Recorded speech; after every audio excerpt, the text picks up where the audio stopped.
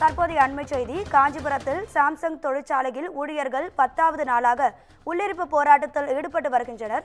இது தொடர்பான கூடுதல் தகவல்களை தருவதற்காக நமது செய்தியாளர் பூபாலன் இணைப்பில் இருக்கிறார். பூபாலன் வணக்கம். ஊழியர்களோட அடுத்த கட்ட போராட்டம் எப்படி இருக்கும்? இது குறித்தான உங்க கூடுதல் விவரங்களை சொல்லுங்க. கண்டிப்பாக ராதிகா. காஞ்சிபுரம் மாவட்டம் ஸ்ரீபெரும்புத்தூர் அடுத்த சுங்காசத்திரம் பகுதியில் இயங்கி வரும் சாம்சங் தொழிற்சாலையில் 1000க்கும் மேற்பட்ட பணியாளர்கள் பணி செய்து வருகின்றனர். இந்த நிலையில் கடந்த ஆண்டு ஊதிய உயர்வு, தொழிற்சங்கம் அங்கீகரித்து போனஸ் போன்ற கோரிக்கைகளை வலியுறுத்தி தொடர்ந்து 30 நாளுக்கும் மேலாக போராட்டத்தில் ஈடுபட்டனர்.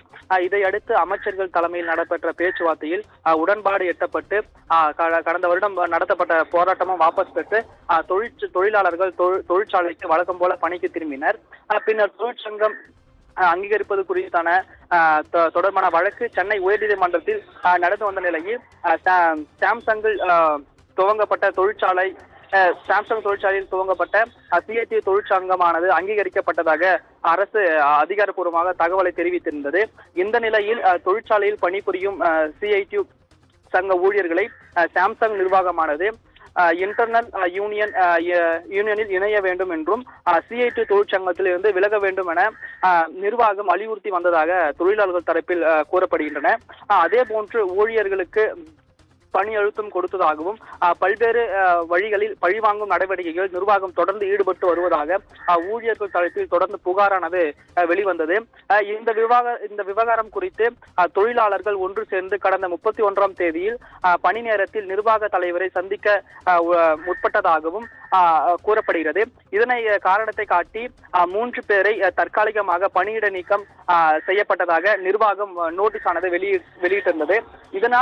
இதனை கண்ட சக தொழிலாளர்கள் அதிர்ச்சி உற்று கடந்த 6 நாட்களாக போராட்டங்களை தொடர்ந்து போராட்டத்தில் ஈடுபட்டு அதே போன்று இன்று நாள் வரை 10வது நாட்களாக உள்ளிருப்பு போராட்டத்தில் ஈடுபட்டு வருகின்றனர். இந்த போராட்டத்தில் ஈடுபட்டு வருவதால் அனைத்து தொழிற்சங்கத்தினரும் அவர்களுக்கு ஆதரவு தெரிவிக்கும் வகையில் ஆங்காங்கே போராட்டத்தில் ஈடுபட்டு வருவதை நம்மால் காணப்படுகிறது. இந்த நிலையில் உள்ளிருப்பு போராட்டத்தை கைவிட வேண்டும் என்பதை முன்வைத்து முத்தரப்பு பேச்சுவார்த்தையானது கடந்த சில தினங்களில் சென்னையில் நடைபெற்றுள்ளது.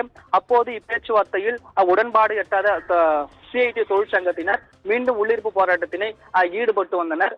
இந்த நிலையில் இன்றும் முத்தரப்பு பேச்சுவார்த்தையானது சென்னையில் நடைபெற்றுள்ளது. அப்போது சிஐடி தொழிற்சங்கத்தினர் முன்வைக்கும் கோரிக்கைகளை நிர்வாகம் ஏற்க மறுக்கப்படுவதாக கூறினர். இதனால் இப்பேச்சுவார்த்தையும் தோல்வியில் அடைந்துள்ளதாக தகவல் தெரிவித்துள்ளனர்.